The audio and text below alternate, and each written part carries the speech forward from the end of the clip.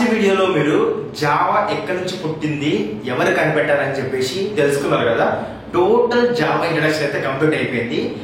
But ఈ వీడియోలో దేని గురించి డిస్కస్ చేద్దామంటే హౌ జావా వర్క్స్, అసలు జావా ఎట్లా వర్క్ అవుతుంది అనేది మనం డిస్కస్ చేసుకుందాం.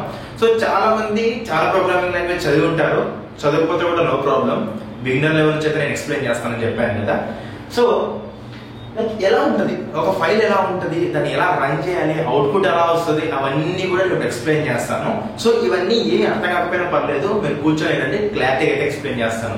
ఫస్ట్ ఒక మనిషి ఉంటాడు, ఎవరు, నువ్వు కానీ నేను కానీ ఎవరైనా కానీ, ఎవరైనా సరే ప్రోగ్రామింగ్ లాంగ్వేజ్ ఇంప్లిమెంట్ చేయాలంటే ఒక మనిషి అయితే కావాలి. ఓకే, సో ఒక మనిషి అయితే ఉన్నాడు. సో ఆ మనిషి ఏం చేసిండు, సోర్స్ కోడ్ ఉంది ఆ మనిషి దగ్గర. సోర్స్ కోడ్ అంటే ఏంటి, నువ్వు ఏదైనా ప్రోగ్రామింగ్ లాంగ్వేజ్ నేర్చుకుంటే సి కానీ C++ కానీ జావా కానీ పైథాన్ కానీ ఏది నేర్చుకున్నా కానీ నువ్వు కోడ్ అయితే రాస్తావు. సో ఆ కోడ్ని మనం ఏమంటామంటే సోర్స్ కోడ్ అంటాం అనమాట. సో ఆ సోర్స్ కోడ్ నేను ప్రీవియస్ జావా ఇంట్రడక్షన్ లో ఒక వీడియో చెప్పినా కదా. అలాగే ఏం చెప్పినా, ఫర్ ఎగ్జాంపుల్ తీసుకున్నట్లయితే సి అనేది .c తో ఉంటుంది, C++ అనేది .cp తో ఉంటుంది అని చెప్పేసి ఫైల్స్ ఉంటాయని చెప్పినా కదా. సేమ్ అదే విధంగా ఇక్కడ సోర్స్ కోడ్ ఎట్లుంటుంది అంటే .java తో ఉంటుంది అనమాట. ఫర్ ఎగ్జాంపుల్ నువ్వు ఏమని తీసుకో, ఫర్ ఎగ్జాంపుల్ ఇక్కడ ఏం తీసుకోవచ్చు అంటే XYZ .java, ఇది ఒక జావా ఫైల్. ఓకే, .java తో మనకి ఈ ఫైల్ అయితే తీసుకున్నాం. సరే, గుర్తుపెట్టుకోండి, ఏదైనా ఐ లెవెల్ ప్రోగ్రామింగ్ లాంగ్వేజ్ అనేది డైరెక్ట్ గా ఎగ్జిక్యూట్ చేయదు. ఈ సోర్స్ కోడ్ ని అది ఫస్ట్ కంపైల్ చేసుకుంటది. సో కంపైల్ చేయాలంటే ఏం చేయాలి, మనం కంపైలర్ కి పంపాలి. సో కంపైలర్ కి మనం పంపించిన తర్వాత ఏమవుతుందంటే ఈ కంపైలర్ ప్రాసెస్ ని మనం ఏమని చెప్పుకోవచ్చు అంటే జావాసీ అని చెప్పుకోవచ్చు. ఓకేనా. సో ఇది ఎప్పుడు జరుగుతుంది అంటే కంపైల్ టైం లో జరుగుతుంది. ఓకే, సరే. సో ఈ కంపైలర్ నుంచి డేటా అనేది మనకి ఇలా విధంగా వచ్చింది కదా. సో ఈ కంపైలర్ ఏం చేస్తారంటే మనకి మన సోర్స్ కోడ్ బయట కోడ్ జనరేట్ చేస్తుంది. అంటే ఫర్ ఎగ్జాంపుల్ మీరు సోర్స్ కోడ్ రాసి ఆ సోర్స్ కోడ్ మీరు ఒకవేళ రన్ చేసినట్లయితే, లేకపోతే ఆ సోర్స్ కోడ్ తర్వాత కంపైల్ అయిన తర్వాతకి మీకు బైట్ కోడ్ జనరేట్ అవుతుంది. ఆ బైట్ కోడ్ అనే ఫైల్ ఎలా ఉంటుందంటే .class ఫైల్ ఉంటుంది అనమాట. ఈ .class ఫైల్. ఓకేనా. అయితే అయిపోయింది కదా, నా దగ్గర సోర్స్ కోడ్ ఉంది, నేను రన్ చేసిన, కంపైల్ అయింది, సంథింగ్ బైట్ కోడ్ జనరేట్ అయింది. బట్ నాకు అవుట్పుట్ వస్తుంది అంటే అవుట్పుట్ రాదు. అయితే నీకు ఇక్కడ ఏం ఇంప్లిమెంట్ చేయాలంటే, నీకు అవుట్పుట్ రావాలంటే JVM ఇంప్లిమెంట్ చేయాలి. ఈ JVM ఏం చేస్తుందంటే నీ బైట్ కోడ్ ని మెషిన్ కోడ్ కి కన్వర్ట్ చేస్తుంది. సో ఇది ఎట్లా యాక్ట్ చేస్తుంది అంటే మనకి సేమ్ ఇంటర్ప్రిటర్ లాగా యాక్ట్ చేస్తుంది అనమాట. అయితే ఒకటి గుర్తుపెట్టుకోండి, JVM ఎట్లా పనిచేస్తుంది అంటే రన్ టైమ్ లో పనిచేస్తుంది. గుర్తుపెట్టుకోండి, మళ్ళీ చెప్తున్నాను.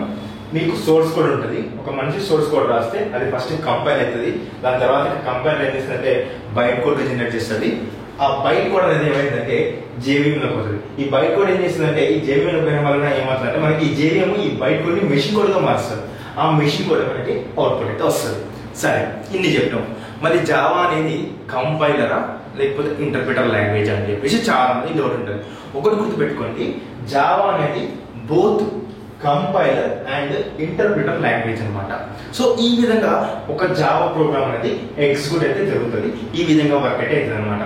అంటే ఇవన్నీ ఎందుకు తెలుసుకోవాలి అంటే, సో చాలా మంది ఏం చేస్తారంటే ఏదో ఒక IDE కానీ లేకపోతే ఏదో ఒక టెక్స్ట్ ఎడిటర్ కానీ ఓపెన్ చేసి, కోడ్ ఎడిటర్ కానీ ఓపెన్ చేసి కోడ్ రాస్తారు, రన్ కూడా క్లిక్ చేస్తారు, అవుట్పుట్ అయితే వచ్చేస్తుంది.